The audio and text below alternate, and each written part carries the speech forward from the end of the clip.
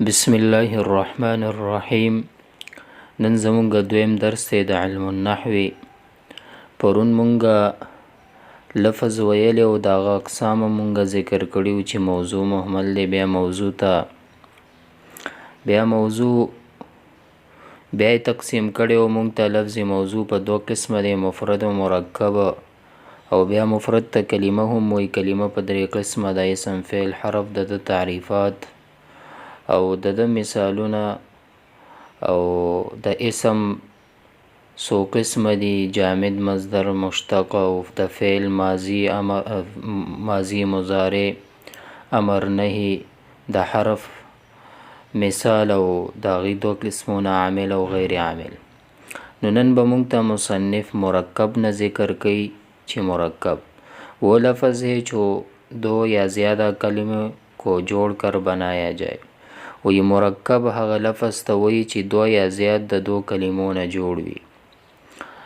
چې کله دو یا د زیات د دو کلمو نه جوړ وي نو مونږ به هغه ته مرکب وایو.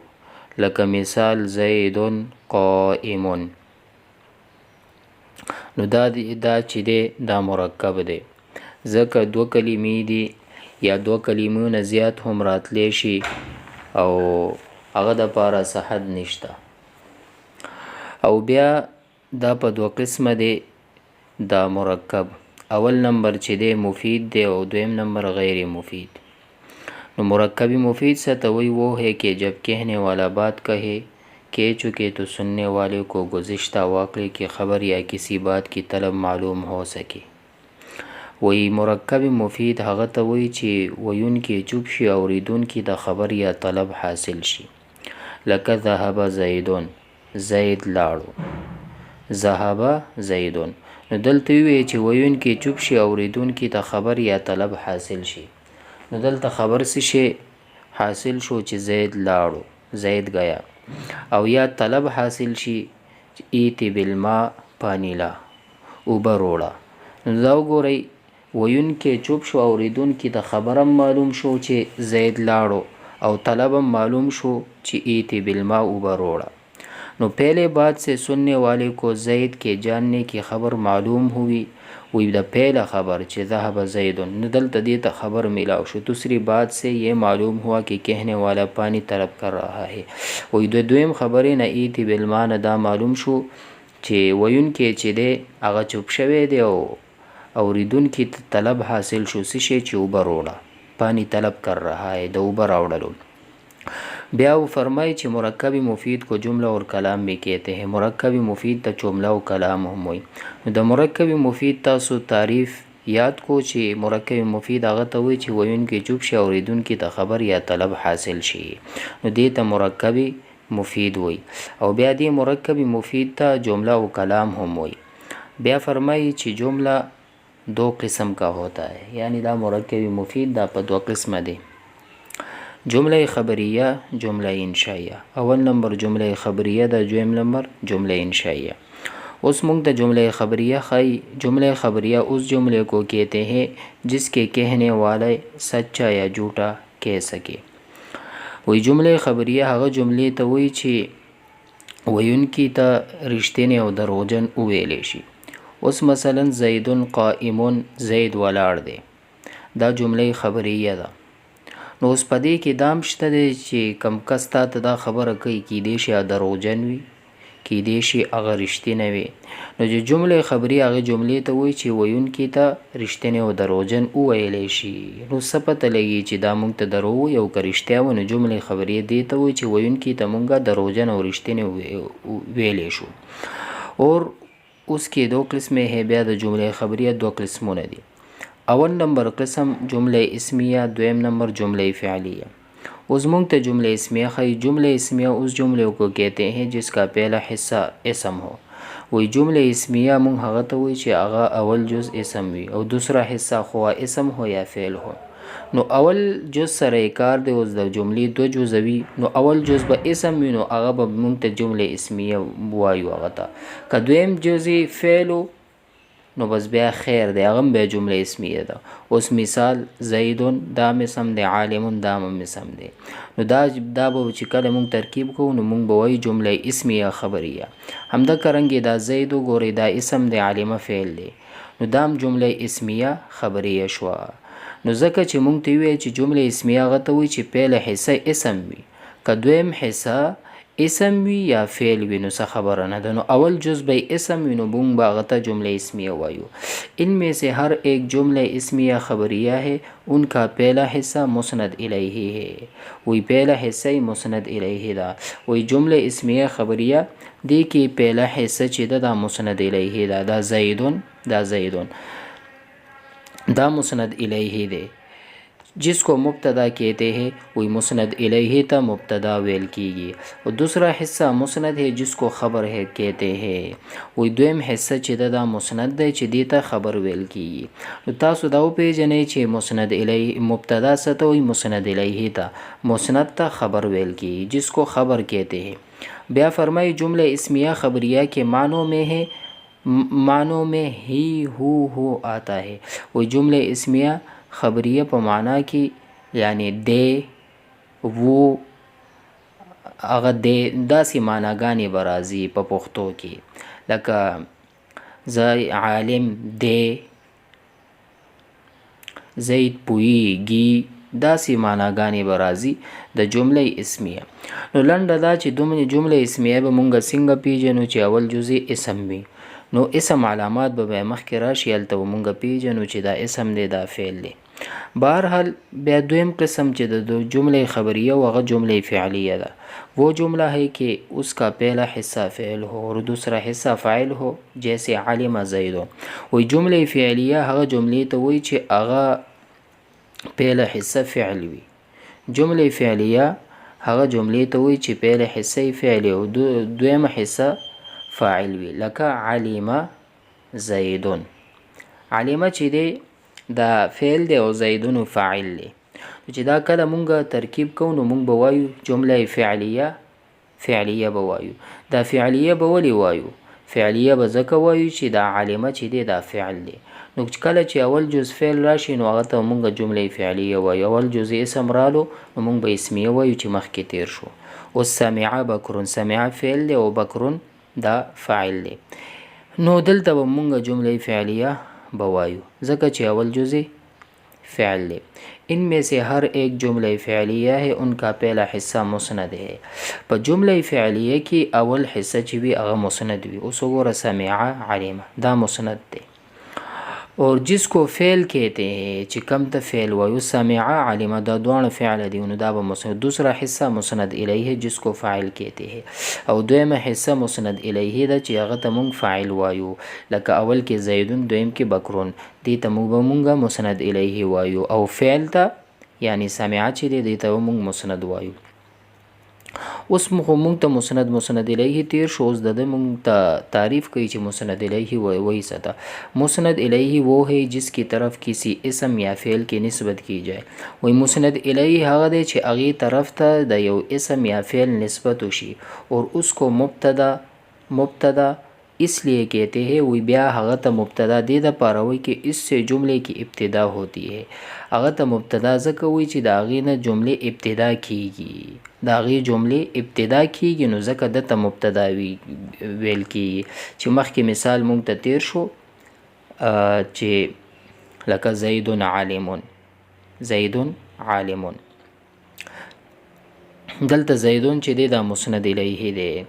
بہرحال مسند وہ ہے جس کو دوسرے کی طرف نسبت کرے. وہی مسند هغه دی چې هغه بل طرف ته نسبت شوی وي، بل طرف ته نسبت شوی. اس کو خبر اس لیے کہتے ہیں کہ یہ پہلے اسم کے حال کی خبر دیتا ہے.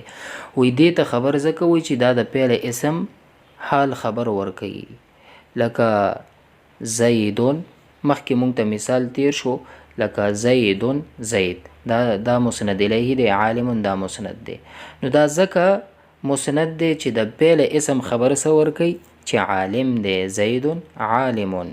اوس دلته مثال هم ورکړی دی زیدون عالمون کې اسم زید اور عالمون دونوں اسم ہے. وہی زیدون عالمون پدې کې دواړه د اسمونه دي. زید هم اسم دی، عالمون هم اسم دی، دواړه اسمونه دی. او عالمون کې نسبت زید کی طرف کی او د عالمون نسبت چې دی د زید طرف ته شوی ده، इसलिए زید مسند الیه ہے. زید مسند الیه او عالم مسند دی. نو دې د پاره وی زید دا مسند الیه دی او عالم مسند دی. اوس فعل مونږ ته بیانې فعل، اوس دا مونږ ته بیانې فعل مسند ہوتا ہے. او فعل چې دی دا مسند وی مسند الیه نه وی.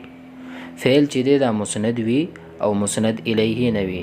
لکه مثال زید عالمہ اور عالمہ زید، ان دونوں جملوں میں عالمہ کی نسبت زید کی طرف ہو رہی ہے. وی پدی دوانو جملوں کې د عالمہ نسبت زید طرف ته شوی دی چې زید پوی دی کنه طرف هو رہی ہے. اس لیے عالمہ مسند ہے. وی دې لپاره عالمہ چې دی دا مسند دی او زید مسند الیه دی. عالمہ چې دی دا مسند دی او زید مسند الیه نه. فعل مسند ہوتا ہے مسند الیه نہیں ہوتا. دا خبر دلته یاد کړئ چې فعل صرف مسند وی او مسند الیه نوی. اوس دلته فرمای اسم فعل خو ویل، اوس د حرف نمبر دی. حرف نه مسند وی او نه مسند الیه. حرف نه مسند وی او نه مسند الیه. اوس مونږ د ترکیب بیانې چې ترکیب به بیا څنګه کولای شي. ترکیب جمله اسمیه کی ترکیب اس طرح ہوتی ہے زید مبتدا. اوس وګورئ زیدون مونږ ویلو چې کله اول سر کې اسم راشي نو هغه به جمله اسمیه وي. نو بیا وی د دی زیدون نه مونږ بیا مبتدا جوړو. زیدون مبتدا عالم خبر، مبتدا خبر مل کر جمله اسمیه خبریه. نو چې کله اسم راشي نو دی نه مونږ مبتدا جوړو. زیدون مبتدا عالم خبر. ځکه چې مونږ د څه شي خبر راکې چې زید چې عالم دی، نو مبتدا سره د خبر نه جمله اسمیه خبریه شو. او بیا د جمله فعلیه کی ترکیب، د جمله فعلیه ترکیب به څنګه کو. اس طرح ہوتی ہے کہ عالم فعل. اوس عالمه چې دی دا فعل دی، زید فاعل، فعل فاعل مل کر جمله فعلیه خبریه. جمله فعلیه خبریه. نو عالمه و مونږ فعل وایو، دا سی بنو وایو عالمه مبتدا. ولی مبتدا هغه وخت کې وایو چې کله اسم مسند الیه وي. چې کله مسند وي نو هغه فعل وي. یعنی مونږ وی چې فعل مسند وي مسند الیه نه وي. لکه عالمه فعل، زید فاعل. فعل سره د خپل فاعل نه جمله فعلیه خبریه. مونږ جمله فعلیه ولی وی چې ابتدا کې عالمه فعل راغلی دی. اوس دلته فرمایي چې ترکیب بیان کړي. دلته مونږ ته وی چې ترکیب بیان کړي. اوس دلته مونږ کوشش کوو چې ترکیب وکړو. الطعام دا چې دی دا مبتدا ده. الطعام مبتدا، حاضرون خبر. مبتدا سره د خبر نه جمله اسمیه خبریه. نو دا اسمیه ولی شو چې ځکه دلته علامت د الف لام دی. یعنی اسم علاماتو کې به تاسو راشي چې الف لام په شروع کې وي. نو دا مبتدا خبر شو. نو الماء مبتدا، باردون خبر. مبتدا سره د خبر نه جمله اسمیه خبریه. الانسان مبتدا، حاکمون خبر. مبتدا سره د خبر نه جمله اسمیه خبریه. جلس فعل، زیدون فاعل. فعل سره د خپل فاعل نه جمله فعلیه خبریه. فعلیه ولی شو چې جلس فعل له. ذهب فعل، عمرو فاعل. فعل سره د خپل فاعل نه جمله فعلیه خبریه. شربت فعل، هندون فاعل. فعل سره د خپل فاعل نه جمله فعلیه خبریه. اکل فعل، خالدون خبر.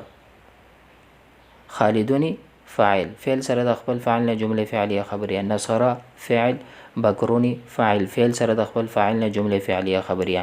لنډه دا خبره چې په اول سره کې اسم نو هغه جمله اسمیه خبریه وي. په اول سره کې فعل نو هغه جمله فعلیه خبریه وي.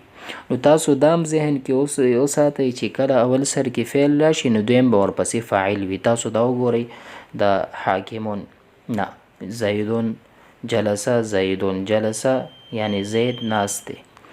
لاړو عمر. نو دا دې کې تاسو وګورئ دویم نمبر چې دی فعل نه بس ډایرکټ فاعل راځي. نو دا خو د جمله فعلیه او اسمیه دا ټول اوس ذکر کو. اوس مونږ ته جمله انشائیه خی. جمله انشائیه وہ جملہ ہے جس کے کہنے والے کو سچا جھوٹا نہ کہہ سکے. وی جمله انشاء هغه جملې ته وایي چې ویونکي ته مونږ دروغجن او رښتینی نشي ویلی. په جمله خبریه کې مونږ ویلی شو کیونکہ انشاء کا معنی ہے ایک چیز کا پیدا کرنا. و ځکه د انشاء معنی ده د یو شیز پیدا کول. نو په دې کې دروغ او رښتیا نشي راتلی. اور یہ جملہ بھی ایک کام کے پیدا کرنے کو بتاتا ہے. وی دا جمله هم د یو شیز پیدا کول مونږ ته ښیي. سچ یا جھوٹ اس میں دخل نہیں ہوتا. رښتینی یا دروغ په دې کې دخل نه وي. لکه اضرب یعنی ضرب کو پیدا کرو. اوس مثلا یو کس ته وی چې دا اضرب ووهه نو ته هغه تا ته وایي چې دروغ وي نو ته به وایې چې دا څه لیونی دی. یا ورته وایې چې اوبه روړه امر دی که نه ایتی بالماء نو هغه چې ته دروغ وي نو هغه لیونی دی هغه دماغ کار نه کوي. نو ځکه په جمله انشئیه کې مونږ یعنی ویونکي ته مونږ رښتینی یا دروغجن نشو ویلی. انشا وی د یو شیز پیدا کولو ته. په جمله خبریه کې مونږ ویونکي ته دروغجن او رښتینی ویلی شو. اوس دلته فرمایي چې جمله انشائیه چې دی دا په یو څو قسمه باندې دی چې دا به مونږ ته بیانوي. اول نمبر په دې جمله انشائیه کې امر دی. څه شی دی؟ امر یعنی اضرب تم مارو تو وهه. فاعل نه یو کار طلب کول لکه اضرب وهه. نو دې ته څه شی وایي؟ دا د جمله انشائیه یو قسم شو چې امر شو. دویم نمبر نهی ده چې لا تضرب تم وهه. د فاعل نه طلب د ترک الفعل کول چې ته دا کار مکوه. یو کوونکی وي هغه ته وایي مه وهه نو دا نهی شو. استفهام لکه هل ضرب زید ایا زید ووهلو. هر هغه جمله انشئیه ته وایي چې هغه سره متکلم جاهل نسبت سره جاهل وي. هغه مخاطب عالم نه طلب د یو خبرې کوي چې ایا زید وهل کړي دي نو دې ته استفهام وایي. او څلورم نمبر په دې کې تمنی ده. لکه لیت زیدن حاضرون. کاش زید حاضر وي. تمنی ویم دې ته خواهش کول د یو شیز حاصلولو د پاره ارزو خواهش کول نو دې ته تمنی وایي. او ترجی لکه لعل عمرا غایب. امید دی چې عمر به غایب وي. د یو شیز حاصلولو د پاره امید کول نو دې ته ترجی وایي. نو تمنی او ترجی کې فرق دا دی چې تمنی ممکن او غیر ممکن دواړه کیدی شي او ترجی صرف ممکن شیز کیدی شي. لکه لعل الشباب يعود. امید دی چې ځواني واپس راشي نو نشي ویلی کنه داسې. نو بهرحال په دې کې بیا شپږم قسم چې دی عقود دی یعنی معاملات. لکه بعت و اشتریتو. میں نے بیچا اور میں نے خریدا. ما خرڅ کو او ما واغستو.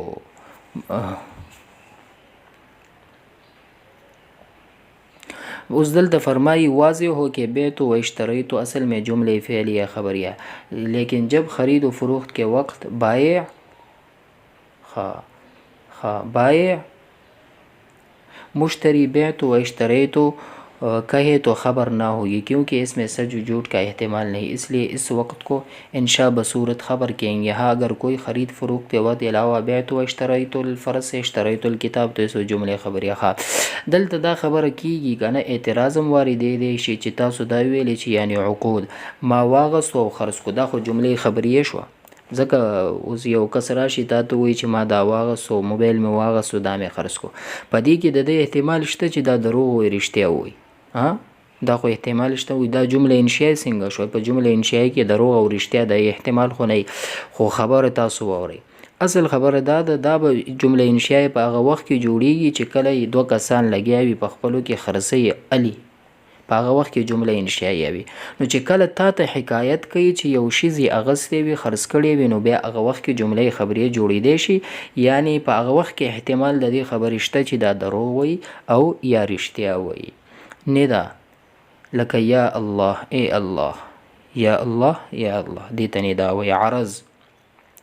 عرض یعنی الا تأتینی فأعطیک دینارا. تم میرے پاس کیوں نہیں آتے کہ تم کو اشرفے دو. وی تم یعنی تمال ولی ناراضی چې زه تا ته اشرفې درکم. نو عرض ویم دیتا پیش کول یعنی متکلم د مخاطب نه طلب د فعل کوي په طریقې د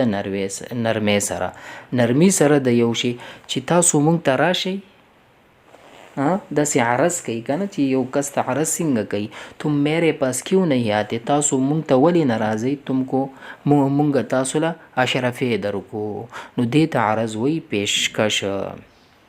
نهم نمبر چې دی په دې کې قسم دی والله لا اضربن زیدا الله کی قسم میں زید کو ضرور مارونگا زما دی په الله قسم وي زه به زید ضرور وهم.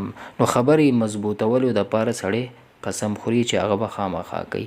لسم نمبر چې دی تعجب دی تعجب دی لکه ما احسنه و کتنا حسین هغه څومره ښایسته دی احسن به و کس قدر حسین څومره ښایسته دی. نو تعجب ویم دی دا چې هغې سره اظهار د تعجب کیږي چې یو شی تاسو د ډېر عجیب ښکاره شي نو هغه ته تعجب ویل کیږي. نو اوس موږ ته جمله انشائیه لس قسمونه ویل د الله په توفیق سره. اوس فرمائی چې مرکب غیر مفید وہ ہے کہ جب کہنے والا بات کہے چکے تو سننے والوں کو اس بات سے کوئی فائدہ خبر یا طلب حاصل نہ ہو. مرکب غیر مفید خو هغه چې ویونکی چوپ شي اوریدونکي د خبر یا طلب حاصل شي. مرکب غیر مفید چې ویونکی چوپ شي اوریدونکي د خبر یا طلب حاصل نشي نو دې ته به مونږه مرکب غیر مفید وایو. څه شی به وایو؟ مرکب غیر مفید. اوس بیا فرمایي چې ان کې 3 قسمه ہے اس کې 3 قسمه ہے. د مرکب غیر مفید چې دی دا په 3 قسمه باندې دی. مرکب غیر مفید په 100 قسمه دی په 3 قسمه باندې. اول نمبر مرکب اضافی. زه مرکب غیر مفید به زه تاسو ته مثال درکمه. اوس یو کس وایي کتاب زید د زید کتاب دا وګورئ تاسو واوریدو اوریدونکي چوپ شو او یعنی ویونکي چوپ شو اوریدونکي د خبر یا طلب حاصل نشو نه دي ته مرکب غیر یا ثواب جدید نوې جامه نو په دې باندې څه خبر یا طلب نه حاصلېږي نو دې ته غیر مفید وایي. او دا په 3 قسمه دی مرکب اضافی مرکب بنایی مرکب منع صرف. اول نمبر مرکب اضافی وہ ہے جس میں ایک اسم کی اضافت نسبت دوسرے اسم کی طرف ہو. وی مرکب اضافی هغه ته وایي چې په هغه کې یو اسم نسبت بل اسم طرف ته وي جس کی اضافت ہوتی ہے چې د کم اسم اضافت شوی وي هغه ته مضاف وي اور جس کی طرف اضافت ہو اس کو مضاف الیہ کہتے ہیں. چې کم طرف ته اضافت شوی هغه ته مضاف الیہ وي لکه غلام و زیدن د زید غلام. زید میں غلام کی اضافت زید کی طرف ہو رہی ہوئی دا غلام اضافت زید طرف نو تو غلام مضاف او زیدن مضاف الیہ شو نو غلام سی شو مضاف شو او زیدن مضاف الیہ شو نو دا مرکب اضافی شو. اوس دویم نمبر مرکب بنائی با مونږ ته بیانې. مرکب بنائی وہ ہے کہ 2 اسموں کو ایک کر لیا ہو ان دونوں میں کوئی نسبت اضافی یا اسنادی نہ ہو. وی مرکب بنائی هغه ته وایي چې 2 اسمونه یو ځای کړي وي او په دې دوانو کې څه نسبت اضافی یا اسنادی نہ وي. نیز بیل اسم کو دوسرے کے ساتھ ربط دینے والا کوئی حرف نہ ہو. وی د دو اس اسم کو دوسرے کے ساتھ وی په اسم د بل اسم سره ربط والا حرف سبکی نوی لکه 11 سے 19 تک 11 تے 19 11 و 19 تا وی په اصل کې دا 11 چې دی دا په اصل کې 11 19 تا دا په اصل کې سو 11 په اصل کې 11 دوانو مزن واو حذف کړي شو دوانو اسمونه مبنی په فتح شو تر 19 پورې. نو مرکب بنایی ستوي داسې مرکب غیر مفید ته وایي چې په هغه کې اول اسم دویم اسم ربط دپاره یعنی واو حذف کی او دوانو اسمونه یو کړی شي لکه 11 د 11 12 13 14 15 16 17 18 19 تر دې پورې یعنی واو वाव को हज़फ करके दोनों इसमों को एक कर लिया है. वی واو حذف کو دوه اسمونه یو ځای که. او څنګه واو حذف کو؟ دا خو په اصل کې 11 نو واو حذف که 11 دا دوه اسمونه دا دوه یو ځای که. نو دې ته مرکبی بنایی وی. او بیا فرمائی مرکبی بنایی के दोनों اسمों पर हमेशा فتح रहता है. वही مرکبی بنایی په دوه اسمونو باندې हमेशा فتح वि सिवाय 12 वही सिवा द 12 की इसका पहला हिस्सा बदलता रहता है. सिवा द 12 ना द यानी द पहला हिस्सा बदलेगी را बदलेगी. हाँ उस मुरक्कबी मनअ सरफ. द्रेम नंबर मुरक्कबी मनअ सरफ वो है कोई दो इसमों को एक कर ले, दोनों इसमों को रबत देने वाला कोई حرف ना हो. وی دوانه اسمونه یو کړی شي خو د دې دوانو اسمونو په منځ کې سره ربط والا حرف نه وي. الته خو ربط والا حرف کنه 11 هغه واوی ته حذف کو 11 کو تر 19 پورې. نو دلته به دا نه وي لکه بعل بکا कि एक शहर का नाम है. बाल और बक से مرکب है. وی بال بک دا د یو شهر نوم دی او مرکب دی د بال او بک کنا. بال ایک بت کا نام ہے. بال چې دی یو بت نوم دی او بک د یو شهر بادشاہ کا نام د یو خار او د بادشاہ نوم دی. نه دوه یو ځای کړي دي. نو بال بک د یو شهر د یو خار نومي جوړ کړي دي. نو مرکب منع صرف का पहला हिस्सा हमेशा मفتوح होता है. द مرکب منع صرف اول حصہ به همیشه سی شوی مفتوح بوی. مرکب منع صرف اولنے حصہ به همیشه مفتوح ہے. پورا جملہ نہیں ہوتا. پورا جملہ به دا نوی لکه غلام و زید حاضر. د زید غلام حاضر دی. میں غلام و زید میں غلام زید لکه غلام زید. جاء 11 رجلا. جاء 11 رجلا. میں 11 پدې کې وی دا 11 تاسو وګورئ. دا به همیشه یعنی پوره جمله بنوي او دا به څه شی وي همیشه به مفتوح وي. څه شی به وي مرکب منع صرف کا پہلا حصہ ہمیشہ مفتوح ہوتا ہے. پہلا ہمیشہ وہ مفتوح وی. 11 ابراہیم ساکن بعل بکا. وی بعل بک دیکھی لکه دی ابراہیم ساکن بعل بکا کی بعل بکا تاسو ګورئ. اوس مرکب منع صرف مونږ وپیژندو چې مرکب منع صرف داسې مرکب غیر مفید ته وایي چې په هغه کې دوه اسمونه یې ملاو کړي وي. یو اسم ته نه جوړ کړي وي او دوانو اسمونو په منځ کې ربط والا څه حرف نه وي یعنی واو نه وي. بال یو نومو د بت نومو او بک چې و دا بل نومو. نو دواړه یو ځای که د خار نومو بک که نه دواړه یو اسم د پاره وضع که. نو بعل بک د یو خار نومو کېښودلو. نو دې ته مرکبی منع صرف وایي. اوس ترکیب کوي. ترکیب به موږ د څنګه کو؟ ترکیب هر ایک کی ترکیب اس طرح ہے کہ غلام مضاف زید مضاف الیہ. مضاف اور مضاف الیہ مل کر مبتدا حاضرون خبر.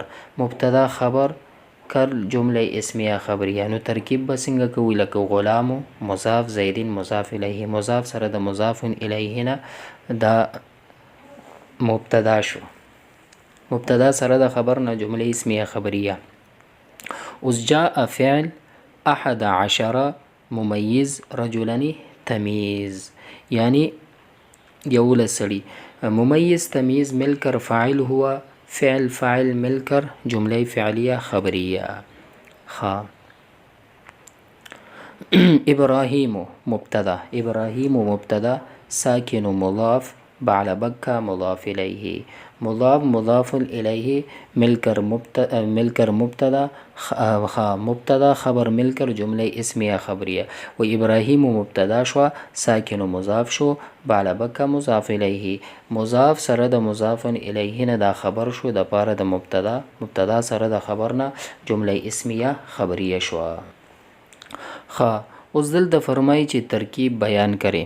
نو اول نمبر چې دی دلته د مرکب اضافي ترکیب بکو او دویم نمبر بنایی. دریم نمبر منع صرف د به مونږ ترکیب کو. اوس قلمو چې دی دلته مضاف ته زیدین مضاف الیه. مضاف سره د مضاف الیه نه دا مبتدا شو. نفیسن خبر. مبتدا سره د خبر نه جمله اسمیه خبریه نفیسن.